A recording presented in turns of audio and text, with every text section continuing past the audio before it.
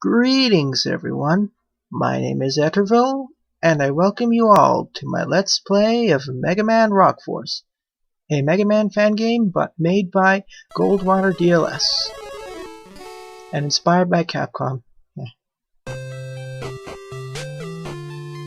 As stated here in the intro, the year is 20XX as usual, and Earth has finally achieved extended period of peace, as Dr. Wily has vanished. Finally, now the world can focus on true progress. However, there's always an however. Mega Man, finally becoming genre savvy, knew that this peace wouldn't last, so he recruited his own team of 8 robot masters. He began to train them to fight any force of evil, should it dare arise. And to aid him, he had Dr. Light create a new robot, Justice Man, who would match Mega Man physically in every way, as well as have Mega Man's strong sense of justice. Which seems a bit odd because justice is kind of a hard concept. One fateful day, a group of robots began rallying against the creators. And apparently, because of all this peace, everyone has gained some weight. Looking at Mega Man, Roll, and Dr. Light. And this was Mega Man's opportunity to test out his team. Looked well until they never returned.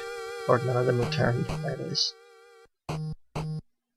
Who didn't see that coming? With communications down, Mega Man knew he had to act. Mega Man's face in his cutscene is a bit off.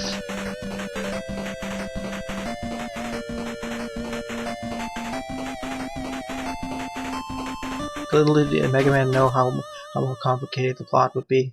Well, I say complicated and so. Anyways, here's the title screen. And I do like the fact that they have a password system and the ability to save and load. One so that you can actually skip ahead using a password. The other is that so you don't have to re-enter a password every time you want to reset the game or return to the game. Now, I'll be doing something a little bit different. Unlike most of the other playthroughs or Let's Plays on YouTube, I'll be doing a hard mode playthrough. Hard mode being that the stage difficulty will be set to hard and the boss difficulty will be set to hard. And I'll be setting the spike damage from quarter to Mega Man 2. I'm not that masochistic to set it to Mega Man 1. And I'll be shortening down the recovery time to normal. I'm not setting it to none, as that can cause enemies to completely stun lock you. And we have the option of switching between an instant healing effect or a paused one. Of course, for classic sake, I'll be setting it to pause. Anyways, time to begin. 6 months before the rebellion.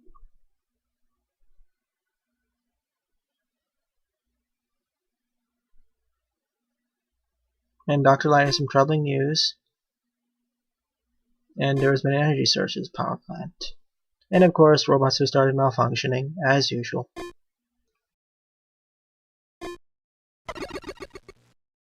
And here it is, the intro stage of this game. The power plant. We'll be revisiting this stage in the near future as well. And as usual, we're going solo. Now, we basically have Mega Man 4 and Mega Man 5 physics. We have the ability to slide, do our normal pellet shots, as well as we're using the Charvel Mega Buster. Overall, it's my favorite style. Now, the changes in difficulty made by setting the stage difficulty hard mode is that there are more enemies, and the traps here are more devious. Like, for example, the jumping enemy wasn't there in normal mode, if I can recall. And there was only one of them in normal mode here. But as we'll see later on, the traps get much more devious, especially the instant death ones. Though some of the instant death ones could have been easier if I set spike damage to quarter, but I'm kind of classicist there. And Metals are kind of annoying as usual. And shield attackers make their return as well.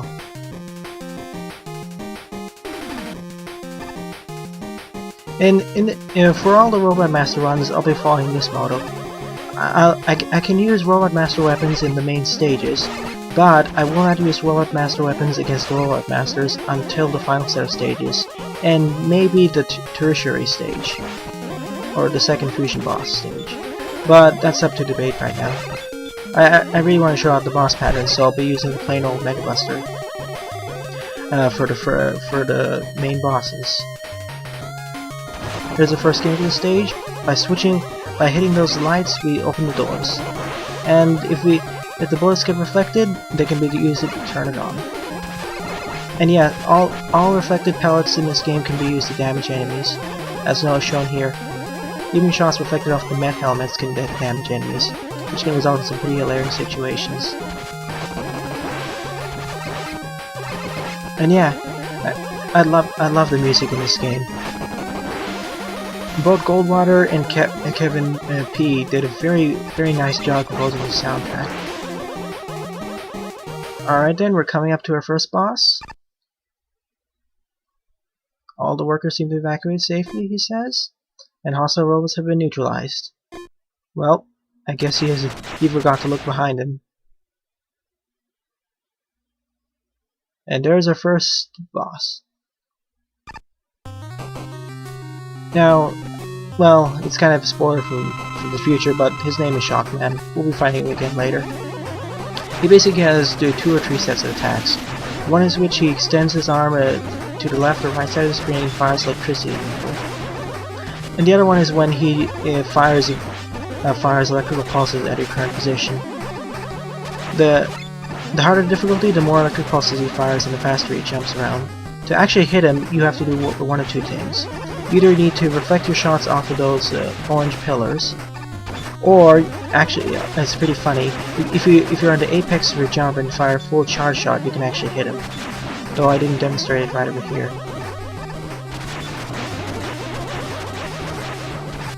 But overall, he's a pretty easy boss, even in hard difficulty. Alright, he's down. Have to take Justice Man home for repairs. And here's the password system as well as the save.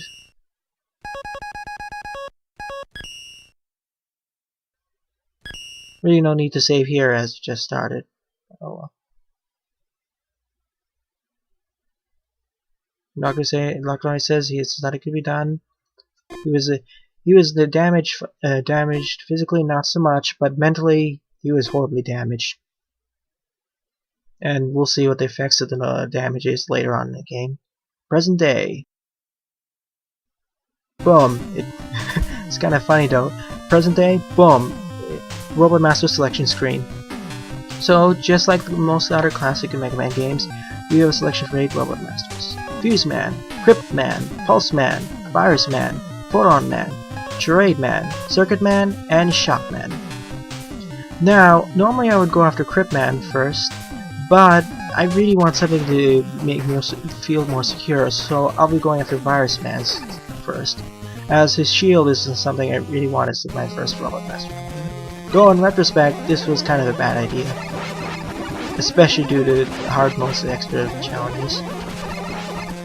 Those green flying enemy, pretty much almost everything in the stage can poison you, or infect you with a virus, which has 2 negative effects. For one, it reverses your controls and prevents you from doing charge shots. That's why I'm acting so cautiously here and trying to destroy them as quickly as possible. Those robots jump either short hops or big hops, though in some regards those smaller pulses are more dangerous. In this regard, having Solar Man's weapon makes the stage much easier because it destroys those bacteriophages, aka those floating greed blobs, in one hit, but sadly we don't have that yet. There's Rush Coil and collecting the first E-Tank. Those fish don't poison you, but they jump out at a certain interval. Also, a demonstration there of the reflection physics. And yeah, you can see hit the Sniper Joes by going in front of your shield, or pierce through them. And those turrets from the top will fire down at you when you're at the same level. You'll be seeing different variations of it in later levels. But really, this is not the most devious part of the stage. Oh no, we'll be coming up to it soon enough. It isn't too bad in normal difficulty, but oh, the changes that are made in hard difficulty, they're brutal. Also, another reason why I use Mega Man 2 difficulty spike settings there, so I wouldn't die. Checkpoint here. Here it is. Destroying that canister. This is the main reason why. The disappearing AK Yoku blocks here in hard mode have, when they disappear, they fire off 4 diagonal pellet shots. This makes platforming much more difficult, as you need to be really careful where you're jumping, because if you get nicked by one of them, whoops, you get knocked back, which makes it much easier to fall into a pit. Just like here. Oh, there is so many retakes and lost attempts here because of these annoying blocks. This is why I prefer the anti-shield. Now, I could have taken the E-tank, but decided to ignore it, so I wouldn't die. And here's the most devious part of the stage. You always have to keep moving forward, otherwise you'll get hit by one of those pellets. Wait for here and jump up. From here, the stage is a bit easier. So let me talk about Virus Man himself, his bioweapons. Looking at Mega Man knowledge bases bio Virus Man, quoting them, Virus Man is a disease containment robot and specializes in both human and robotic illnesses. Since Wily has used robotic viruses multiple times in his attempts at world domination, Virus Man was built with a formidable immunity so he could work without worry of being infected himself. However, people have noticed that constant exposure to suffering and disease have weighed on him, despite his seemingly sprightly demeanor. The system contains many strands of violent data, including a bizarre robotic illness that reverses the movements of those it infects, as demonstrated by enemies here. Virus Man was built to focus on one patient at a time, therefore he has trouble focusing on multiple targets. And here I demonstrated what happens if you get hit by those mini bacteriophages.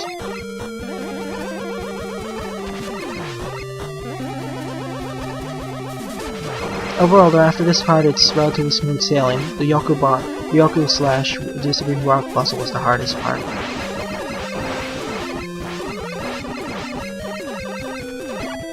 But overall, I wouldn't, to a new player, I definitely wouldn't suggest this as the first stage. I would actually suggest a Shockman or a certain other Robot Master for the first stage, especially due to these bacteriophages not having Solar Man's weapon to easily destroy all of them at once.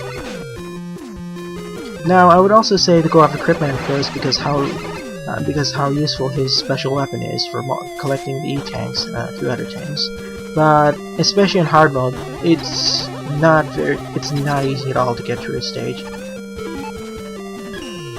Anyways, time to face off with Virus Man himself. And, just like his stage, he's quite annoying. One of his moves he does is when he spins around, he splits himself into two, rises and releases those mini bacteriophages.